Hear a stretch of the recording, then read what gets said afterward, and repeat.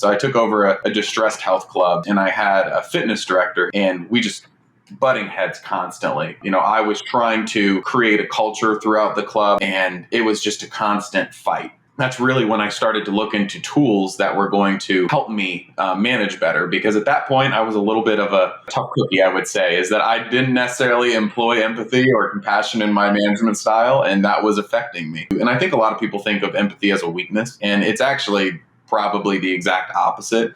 I always say this: when you care for an employee and when you have compassion, the worst thing you could do is let an employee sit in a position that they're not going to be successful in. We were able to come together and really have that conversation. I was open, I was honest, I listened, in which we made a few changes on my end. I made a lot of changes on his end to emulate the culture that I was trying to create with our staff. And to this day, we're great friends. Hello, and welcome to another exciting episode of the Eternal Optimist podcast. My name is Matt Drinkon, and I'm an eternal optimist. That means we see things through a positive lens, and all the challenges, all the hard stuff, everything that comes at us is an opportunity to learn. It's an opportunity to take it in, and then what comes out, what comes next, is your choice. And you can choose to learn from it. You can choose to flow with it. You can choose to use it to your advantage. Eternal optimism is that. Constantly learning, constantly seeing things as to how they might benefit us and benefit the world. And I'm happy, and it's my genuine pleasure to bring a show to you that we are focused on that, on hope, and a you can do it too attitude. Imagine what happens when you, me, and all the people in our circle of influence feel and think this way.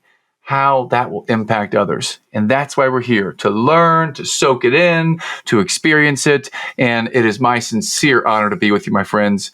Before we get started, follow me on Instagram and Facebook at Eternal Optimist Podcast. That's the account. On YouTube, it's the Eternal Optimist. Check it out there. And every day, Monday through Friday, there's a live stream at 7 a.m. Eastern Time. And I will live stream and share some thoughts of the day, some examples of eternal optimism, how we're using learnings from experts to invite learning, to invite growth, and to overcome your biggest pains. That's what we do every single morning on the Eternal Optimist live stream. Check it out. Now, team, today I'm introducing you to a friend, a client, a dear just person that I have learned from immensely. His name is Brandon Mckee. Mr. Mckee starts with, we take the risk out of marketing. He's the CEO of Win Big Media, which is a phenomenal marketing company that's done some amazing things out there. Just check it out. One of my first episodes is Mr. Philip Stutz, and Philip wrote a book called The Undefeated Marketing System. Well, Brandon is the CEO that runs the company that uses big data the way that Philip described in the Undefeated Marketing System. These two are partners, and Win Big Media is that company. Now, Brandon today is going to talk about some of the biggest challenges that one can imagine. First, he lost his dad at the age of 18, and you don't know what you don't know. At that time, at the age of 18, he was angry for about a year, and he needed to find that mentor to help him level up his game. And he began the search. We talk about compassionate leadership and putting yourself in the shoes of others, which Brandon does now on a regular basis.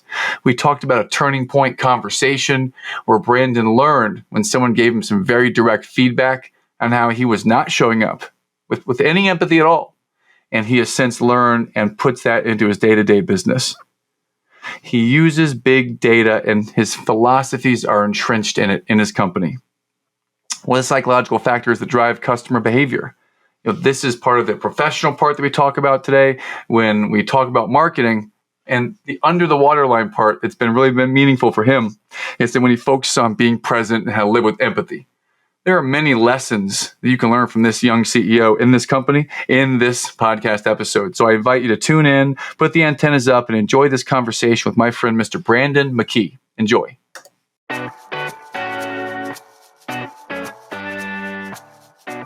Hello, and welcome to the Eternal Optimist podcast, the show for optimists by optimists.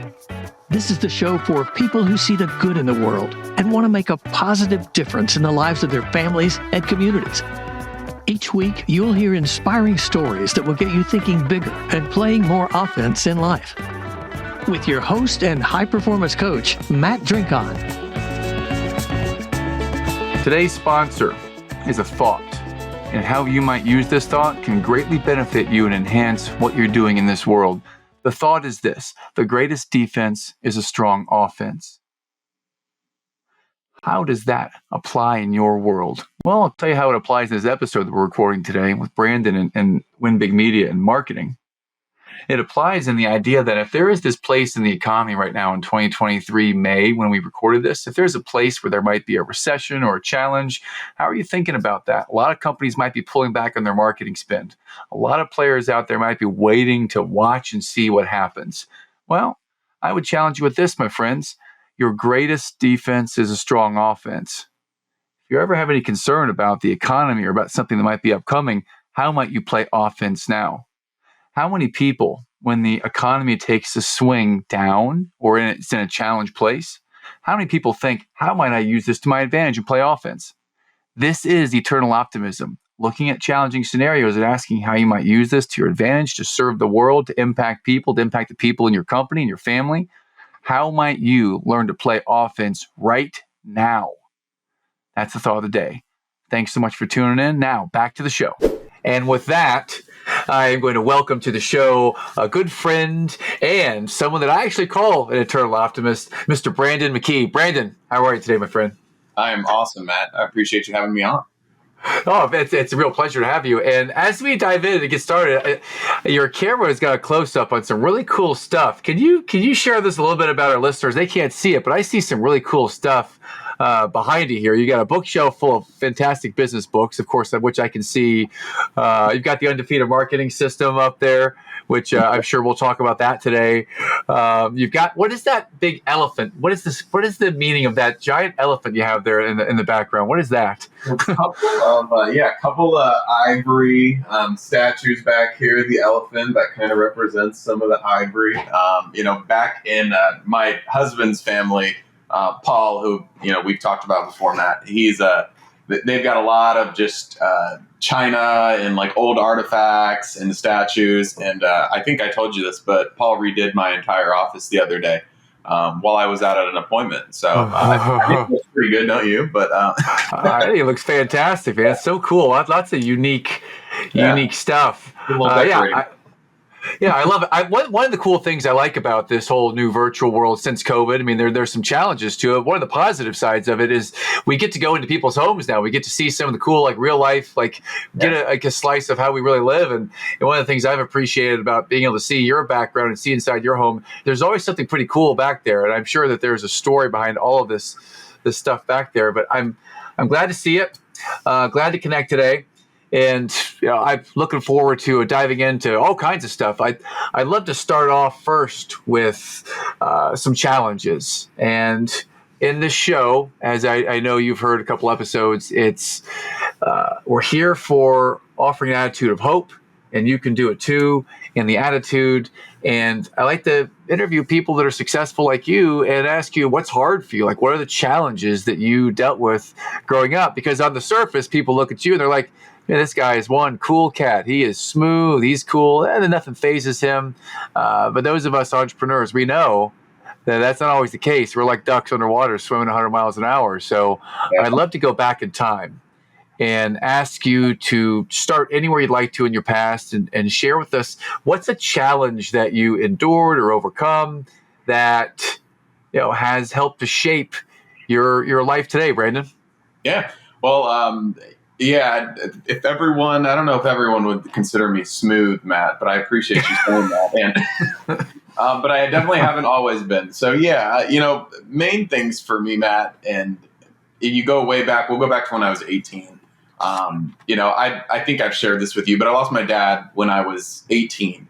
And that really kind of changed my perspective. And in terms of, having a mentor, which I really believe in business, is extremely important because you just don't know what you don't know. And a lot of times, especially at 18, I wasn't necessarily diving into my bookshelf over here. In fact, I had probably 0 books behind me at 18. And so, I really needed some guidance. And so what I found, and just rewind a little bit, I used to be in the fitness industry. And I was in sales. And what I tried to do as a young sales professional is just constantly ask questions. and find that mentor that was ultimately going to be able to, help me level up my game. Doing the bare minimum, especially in sales, is never going to take you, to the next level and help you become a high performer. So one of my first mentors was actually a gentleman named Will Spencer, and he was the GM of the club that I worked at, when I was 18, 19 and first started. And he really just taught me the importance of asking really good questions to prospects. It went from there. I didn't have someone, back to my dad, I didn't have someone to go home to and ask a ton of questions. My mom was a professional in the government and very, very busy, so not home a whole lot. So I really had to find that guidance and mentorship elsewhere. And that was almost always in my work environment. And I was not shy to ask questions. I think a lot of people feel annoying, possibly. And for me, it was just a constant practice for me, all the way to the top. If the CFO walked in the door to do a walkthrough with the rest of the senior management team, I was asking them questions, getting my name out there, talking to them about what was working, what wasn't. And, I think that's a big lacking habit in a lot of people nowadays, is that they want to know everything. They want to do it all on their own. And I've always kind of taken the opposite approach, is that, I'm asking questions all the time, even to this day. I'm asking questions from my team. I'm asking questions from people like you that I'm, jumping on their show, and I want to learn constantly. Well, I appreciate that, because I'm the same way. And I think back to, I also lost my dad. It wasn't 18, it was at 28. But I think about the impact that had. What was the immediate impact on you at the age of 18? Like for the next month, year? I mean, there was this gap. I mean, how did that impact your thinking? Just impact your emotions? Just how did that hit you at that age and stage in your life? I think it's a good question, man. I think everyone goes through different stages of grief. And, there's a lot of professionals out there that have the 4 or 5 or 6 stages, depending on who you talk to. For me, at that age, I was very angry to start. And that's a pretty natural stage of grief, from what I understand. And very, very angry for probably a whole year, really, until I really started to step back. My dad died of heart failure and a couple of other different organ problems that came from that heart failure. And it was because he wasn't in shape. He was not doing the things to take care of his body that he should have been. A great man, took care of his family, worked crazy hours, but didn't take care of his body. Hence why I actually went into the fitness world, because I was angry and I was kind of fighting that entire, thought process. So I went straight into fitness and kind of made it my mission to make sure that other people didn't experience that. And I think I was angry for a long time. Where I really started to reel back is I was selling memberships in the gyms before I got into management, and meet a lot of people in the same boat as my dad was. And you kind of start to get empathy for that situation, and really understand that, for me, I was always in martial arts. We've talked about this before. I was a Thai fighter very young, and always in Taekwondo or some jiu-jitsu, some form of martial arts. So I stayed very fit. And then I happened to work in the fitness industry. So I was in a gym every single day and just happened to stay very fit. But it's hard. And it's hard to make that a part of your daily routine. It's hard for people that are already in a situation where they may be overweight or may not, have the healthiest of lifestyles to make that change. And so really then I kind of learned to have empathy for my dad's situation and start to be able to sell through that and tell my story to the people that were sitting across the desk from me, and help them make the leap to change their life. So started with anger, went more to empathy.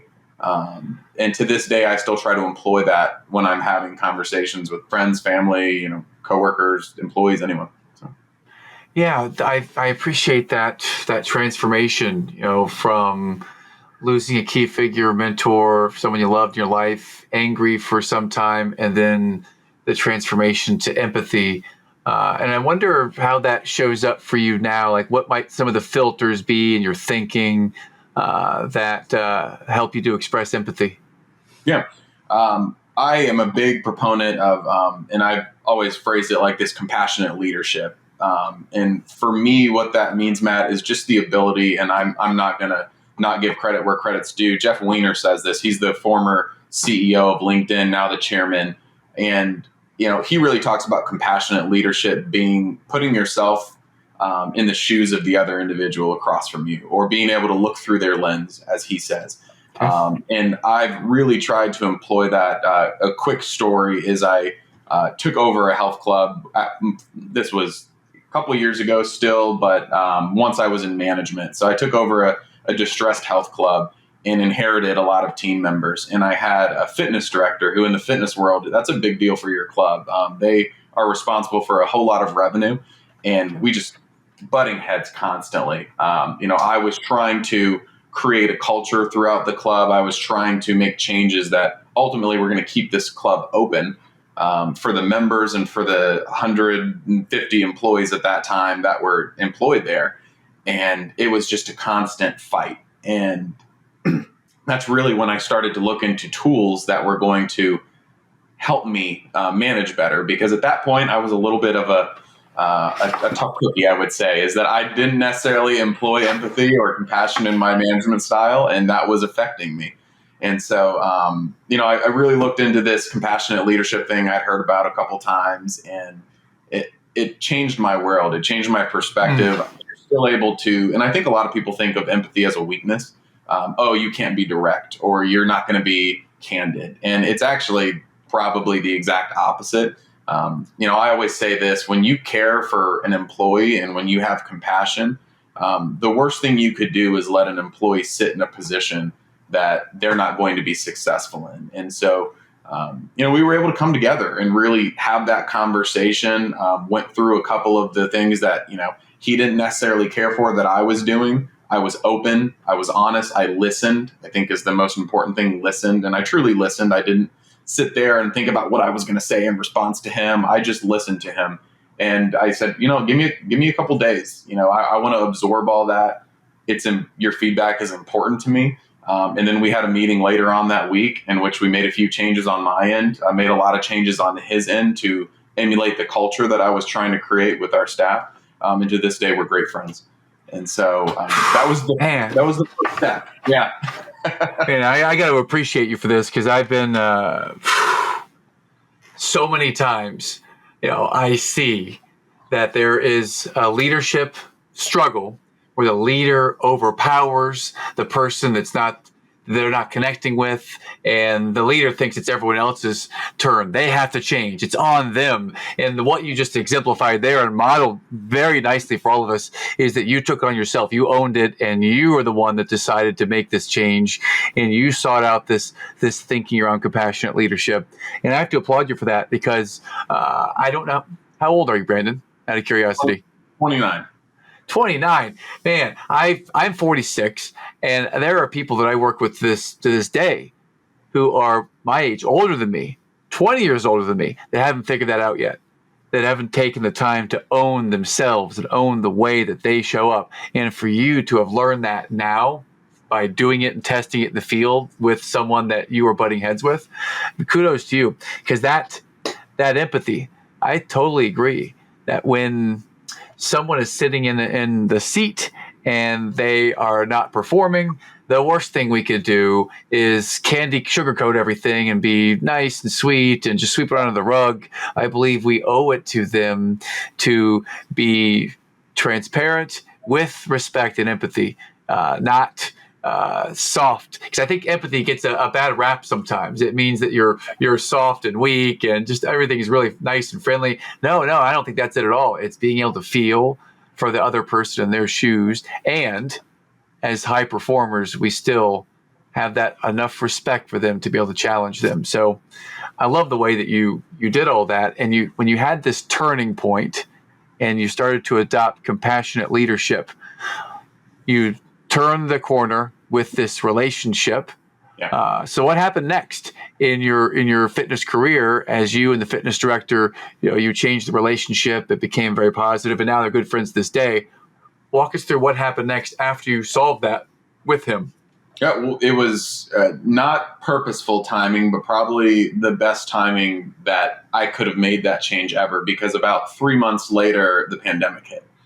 And for those folks that don't know, the pandemic really impacted the fitness industry immensely. I kind of like to tell this story.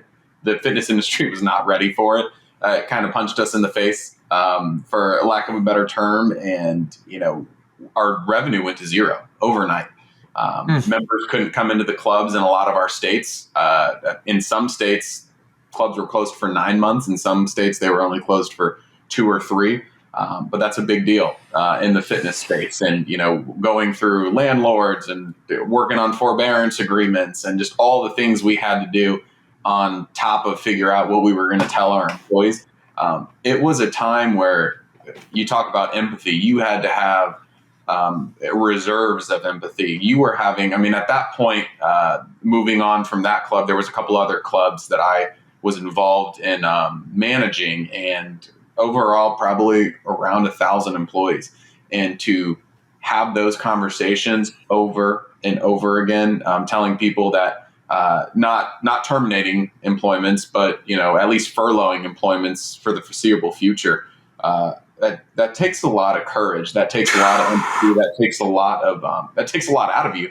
And I really needed that skill set, and I'm glad that the couple months before that, it was almost fate. I was basically training myself for something like this because those conversations were not easy. And in a lot of cases, it impacted people's lives, families, and you had to really be open to that, hear that, empathize, and in a lot of cases, sympathize as well for these employees. But also we had to keep our clubs up and operational so that they had something to come back to. And that was very hard for people to understand. And it was my job to articulate that. Right. So tough time, but we made it through. And I give the credit to, the mentors, I would say that, I had those discussions with, the podcast that I listened to, Jeff with his compassionate leadership trainings on LinkedIn.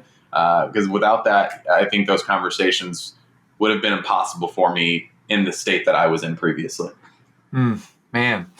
Tough time in the fitness industry, and I feel for you. All those tough conversations that must have been incredibly difficult. So kudos to you, my friend, for having the courage to go through all those.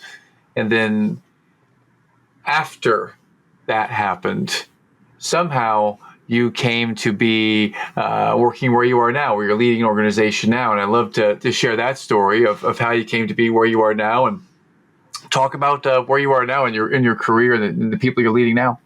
Yeah, absolutely. I run Win Big Media, which is a marketing agency, which for those listening might seem like a very sharp contrast to the fitness industry, which it is.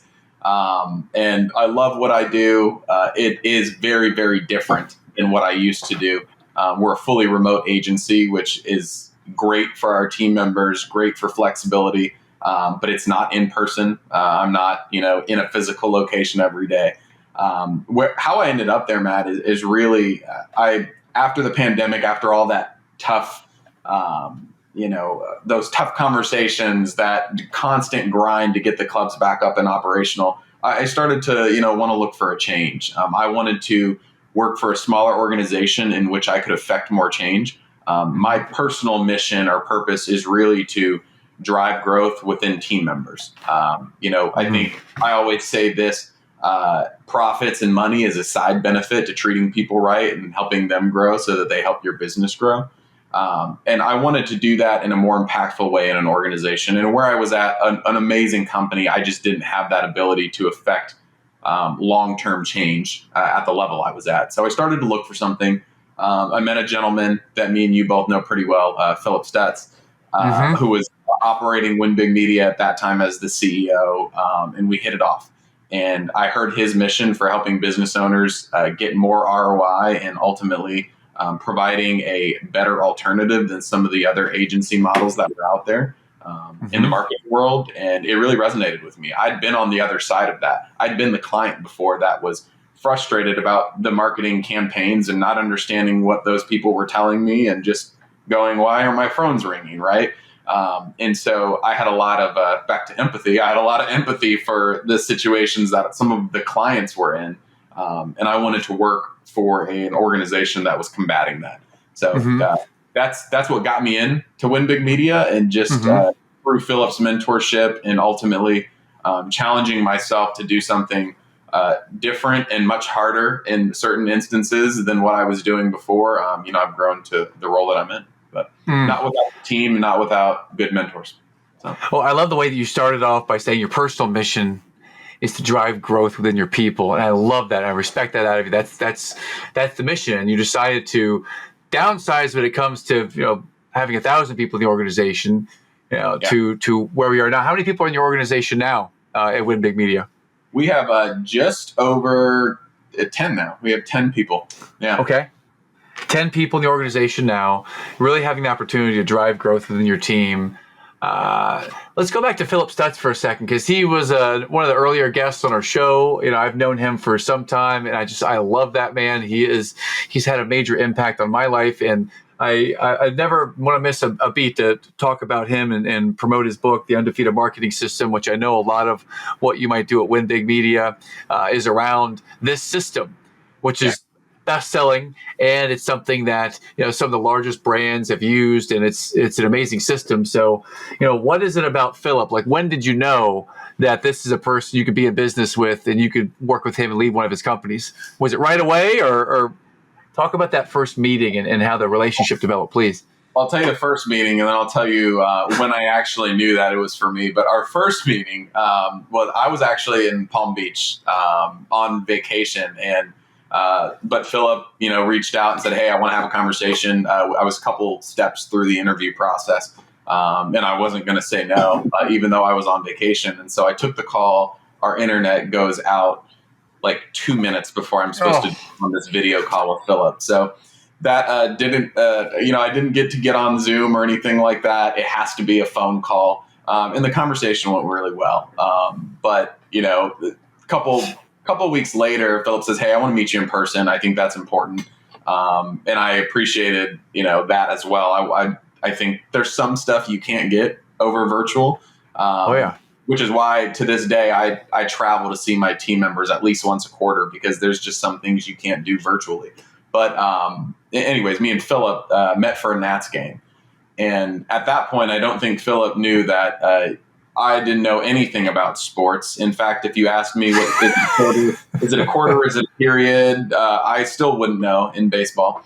But I went to a Nats game with Philip, and we just hit it off. We didn't really watch the game at all. We ended up just chatting, and a lot of it wasn't business oriented. It was goals oriented, where I'd been, where I wanted to go, what my ambitions were, what his vision was, what his ambitions were, and just it really felt like there was good alignment in the personal aspect, which I think is so important, and people forget all the time to really dig into that. And I think there's a lot of business is business, and that's where I cut it off out there. And it's one way to be. I'm not going to say that that's entirely the wrong way to be, but I do think you have to put some of yourself and some of your personality into your team members to get them to want to follow you. And Philip did a perfect job of that. I took the job the next day. So. Wow. The next day after the meeting at the game. Wow.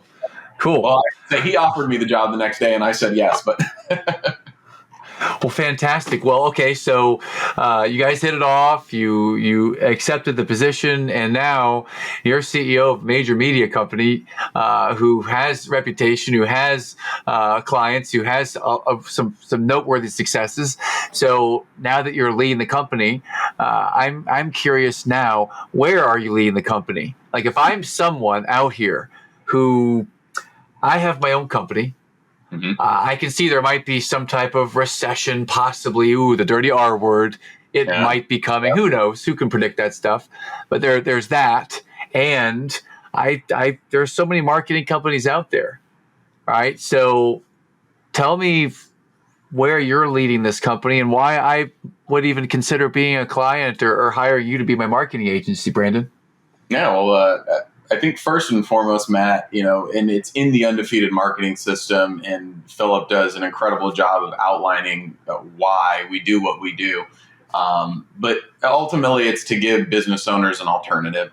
Unfortunately, just there's no other way but being direct, that the other marketing agencies out there, they're really not always in it for you as the business owner, I might say. And so it's this game of let's throw this at the wall and see if it sticks, or like me and Philip like to say, the shotgun approach to marketing. And the way we do things is entrenched in data. So the first step in the undefeated marketing system is to understand your customers. What are their traits? What are their behaviors? What are their, as we call them, psychological drivers that are going to get them to purchase what you're offering? And we do a deep dive into that. Before we even spend your money, before we say you need to put this amount to Facebook and this amount to Google, we figure out if that's even the platform that your customer is on. And unfortunately, we're really one of the only agencies that does that. A lot of agencies have kickbacks. A lot of agencies, some agencies only do Facebook marketing and don't tell you. They just say, hey, 90% of your budget needs to go over here. And if you're not the wiser, or marketing isn't in your background, like it wasn't in my background, by the way, you just say, okay. And you hope that the leads come in. And then unfortunately, almost every client we currently work with has a story of, I did that once, sometimes twice, 3 times in a row. I spent an absurd amount of money and got no return on that investment. That's why. How do you find out these psychological factors that drive the customers? I mean, I appreciate the data-driven marketing. It sounds sexy. I mean, it sounds good, but I don't know, the ins and outs of marketing agencies. So you say that you're data-driven, you have this system, the undefeated marketing system, which has been proven to work. So how do you find out these psychological factors? Give us a little bit of the insight, what you can, into the process. Sure. So at any point in time, and we have a partnership with one of the largest data collection agencies in the country. And so at any point in time, we're tracking 230 million American consumers, 500 million connected devices, and over 1 trillion different search points. I mean, you name it, we're tracking it. And what we do with that, our third-party data, and then by the way, we also take your first-party data. So if a client comes to us and has a list, that's gold to us. We want to take a look at your current customers, understand how we can help you upsell them, how we can help you reach them in a different way, a better way that's going to help them convert at a higher level. So we do a little bit of everything there. And we build out what we call our customer insights report. And that is an analysis. It's usually 55 to 75 pages of just data that my team will dig through, deliver an analysis to you, because we don't just pass you this report and say good luck. We're going to walk you through what's in there, why it's important, and what you should be acting on tomorrow. And that's really, this first step we take, along with building out that strategy. What are the tactics? What are the things that need to happen next for you to actually get these results and act on the data? God, it's fascinating to me, and as you say this, I'm kicking myself under the table a little bit, because I've hired a couple of marketing agencies in my time to help build our brand, and at no point has anyone shown me any data reports. Has no one ever gone deep into the psychological factors of my customers? They've actually said some of the things that you said, that you're going to need to spend all money over here towards Facebook advertising or towards YouTube advertising, but didn't really go much deeper. So what you're sharing is that your approach is more towards the psychology of your ideal target clients. And right. You use, I don't even know the number you said, 1 trillion pieces of data point to help really understand what the psychological factors are for the buyer, and how do you get to them? I mean, now that you know what these factors are, does that inform you of what platform to use, or talk a little more to the layperson here who's trying to understand a little bit more? Yeah, it does, and it really helps inform every other step of the undefeated marketing system, right? And so the next step is building out that strategy. What are the tactics? What are the things we know now that we need to go employ? And then the creative and branding is probably the biggest piece here, Matt, and it's the piece that most people miss, is that should you understand your customer, and let me give you an example here, is that let's say you understand it highly indexes in this report that almost all of your customers have dogs, right? And this has happened, by the way, with a large insurance organization that we work with. A lot of their customers in a very specific region, highly indexed on dog ownership, loving their dogs. And to the average person, they go, okay, that's cool. That's a unique data point. We put dogs into their advertising very strategically and did an A/B test campaign against one of their regular campaigns, and it performed 2.5 times better than the original campaign. And so those are some of the insights that we get, and we act upon every one of those. So the data informs the strategy, the data informs the creative, the data informs everything that we do. And so we can always back up exactly what we're recommending, exactly what we're talking about. And then the phrase, we take the risk out of marketing, that's where it comes from, because we're not just making a guess. I was on a conversation, I won't use names, I won't use company names at all, but I was on a conversation the other day with a company who had a 30-year veteran in the marketing industry on the same call as us. And they said, well, I think we want to skip that. They're talking about the data, by the way. We want to skip that step, and we just want to do some A/B testing, with this creative, and really just target things on Facebook. And they said it very eloquently. They were obviously a good salesperson. They've been doing this for 30 years. But my follow-up was, okay, so we're just going to make a very educated guess based on your years of experience, but we're not going to know. And then everyone was silent on the call, right? And so, again, when you put your faith into another agency, again, no matter how much experience they have, they don't know unless they're digging in and identifying what the data says. And most companies won't invest in that. And we do. And by the way, this is what all the giant Fortune 500 companies are doing. This is what enterprise level companies are doing. They're going straight to these data providers, and they're spending insurmountable amounts of money on having access to this data. What we do is we take that cost off the business owner, and we provide it for a fraction of the cost in order to get great results for them. This is what the Cokes of the world are doing, and we're trying to employ that with small businesses, mid-sized businesses, everyone. Yeah. Well, can you, speaking of small, mid-sized businesses, can you give a little insight into who might be a good client that would get great return on investment if they were to hire you as the marketing agency? Who is that ideal prospect or client? Yeah, absolutely. I would say mid-size and small businesses all around. We do a lot of work in the home services space, and we're very proud of the work that we've been able to accomplish in that space. I would also say that any company that comes to us, we always say committed versus interested. Everyone starts with interested.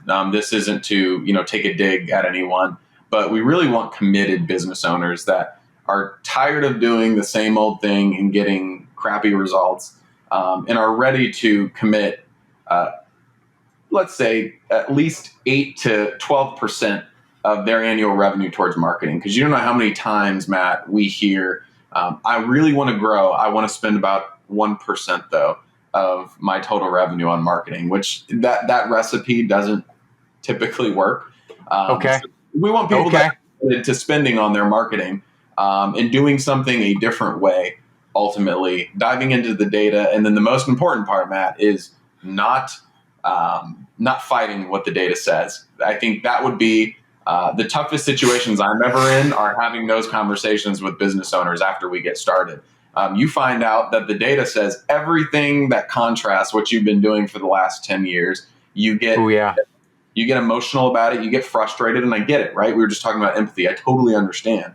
And then you start to fight it. And when you fight it, you're doing the same old thing you've been doing. And you're telling me that you want to pay me for my expertise, but now you're going to tell me what creative needs to go out on these advertisements. And that's just not a good recipe. So committed business owners, willing to spend, the budget that they need to grow ultimately. And we can help with that. We're very intentional about industry and, margins, and we understand all that. And then ultimately someone that's going to listen to that expert advice and let us do what you're paying us to do.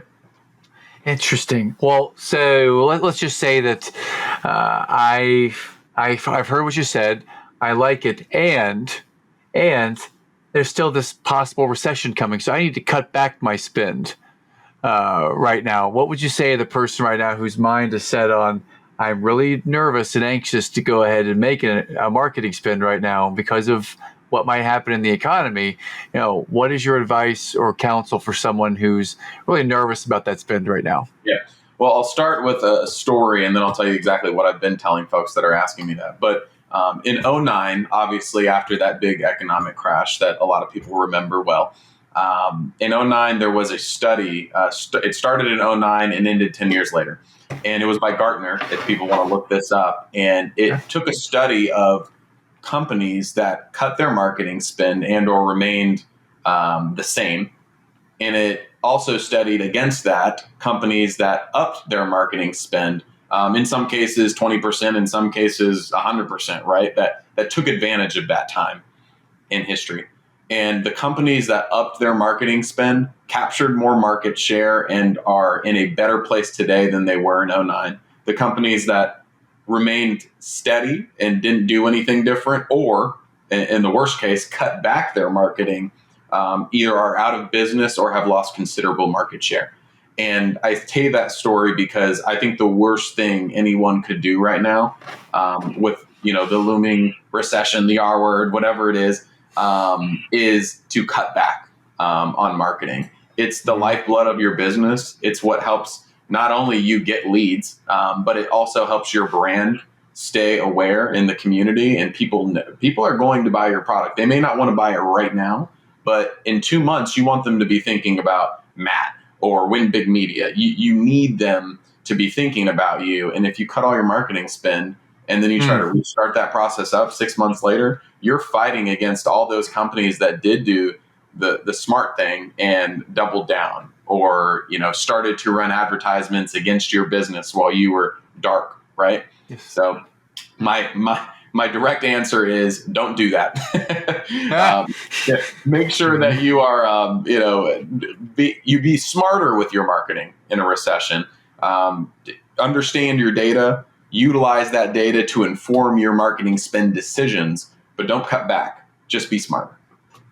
Agree. I appreciate your deep dive into marketing strategy, marketing thoughts, because I have not taken the time to really have this deep conversation with someone in marketing like this, and it's good to learn something new, and I appreciate that. For any of our listeners who have heard this and are interested, and they might want to find out more, is there an offer you might have for our listeners, and how might they get in touch with you? There is, yeah. We offer everyone a 30-minute, what we call an intake meeting, Matt, in which we're going to take a look at, what are you doing now? I call it, a free assessment or an audit, essentially, of what are you doing now? What do we, think that you need to be doing? A lot of times we see that, someone comes to us ultimately with a website that needs work, or, they're doing something currently, and maybe they're running advertisements in there, in the wrong space, right? So what we're going to do is we're going to take your first party data. Again, we're going to match it with our third party data. We're going to build out one of our customer insights reports. And someone needs to, ultimately come to us open-minded, be ready to have that conversation with us. And we'll kind of walk them through the steps that need to happen from there. But yeah, we offer, 30-minute, audit just to kind of understand where you're at currently and, what we need to do to take you to the next level. Whew. Wow. Well, there you go, team. For listeners of this podcast, reach out to Brandon or reach out to me directly, and I'll connect you with Brandon to have that 30-minute discussion and have that audit, so you might see how you might be able to leverage big data, to help grow your organization. So, Brandon, how does our listener today find out more about Brandon and Win Big Media? Just what are the social places or anywhere we might find out more? Yeah, well, we have a presence on pretty much every social platform, Matt. But I think the easiest way would just be go to winbigmedia.com /CIR, which is going to really help you understand the first step in what we do. Everyone's welcome to email me as well. It's just my first name, Brandon, at winbigmedia.com. And I'd be glad to have a conversation with anybody that's ready to commit to the first step of changing their marketing. Thank you. Awesome. Well, You've gone deep. You've shared a bunch with us. Let's wrap things up with a story. So when you think about, let's just say the last few years of your life, and you think about the relationships that you've made, the compassionate leadership journey that you've been on, everything that's happened with COVID. I mean, there's been a lot that's happened in the last few years. When you think about all that, what are one or two of the key learning lessons or just the tenets that you hold as your philosophy? Would love to hear just a little bit more about your philosophy or learning lessons. I think to this day, Matt, empathy is obviously a big one for me, but I also have learned to be very present. And I think that is a skill that a lot of leaders are lacking. And it's not an easy skill. I don't say that lightly. It's not because I want to, push on them or make fun of them, but it's something I think we could all do with a little bit more of. I'll give you the story here is that I was managing a very large health club at this point with thousands of employees. And it's very easy to just have tunnel vision in a situation like that, right? You're just walking through the club. People are having conversations with you. You're nodding your head. You're saying yes, but you're not really there. I had an employee come into my office one day and said, "Hey, I need a few minutes." And that wasn't normal in that situation. And I could tell something was wrong. But again, I took my normal, and this was a little bit before I had dug into working on myself in my management style. And I was staring at my computer while he was talking. And he stopped talking. I realized he stopped talking. And so then I turned my attention to him. And he said, "I'm going to share a few things with you that are going to be tough to hear. But this right here is exactly why people don't like you." That's what he said to me. What? That's what he said. It was very direct. It was very shocking. I ran a good health club. He acknowledged that we had turned the corner from where the facility was previously to where it was going now. But apparently behind the scenes, there was this understanding that Brandon didn't care, and he was very not present in conversations, and he was thinking about what he was going to say to you before you even got it out of your mouth. And he shared that with me, and it took a lot of courage for him to share that with me, by the way. This gentleman was a very successful personal trainer, but there was a couple tiers of management between me and him, and he took the time to walk in my office and share that with me. And to this day, it's probably the most impactful conversation that's happened in my career, because I remember that every day. And when I catch myself, I still catch myself every once in a while. I'm on a Zoom call, my phone rings, or I get a text message. I see it out of the corner of my eye. I think about that gentleman, and I'll use his name because he knows I tell this story, Dietrich. Love you, man. And I see that out of the corner of my eye and I go, nope, what would Dietrich say to me? And so I shove that phone as far away as possible, and then I'm very present with who's in front of me. And that is one of the biggest lessons I've learned in life, is that if you can give someone your full and undivided attention, you'd be surprised how much respect you get out of that. Even if it's a hard conversation, you need to listen. You need to hear people out. Great story.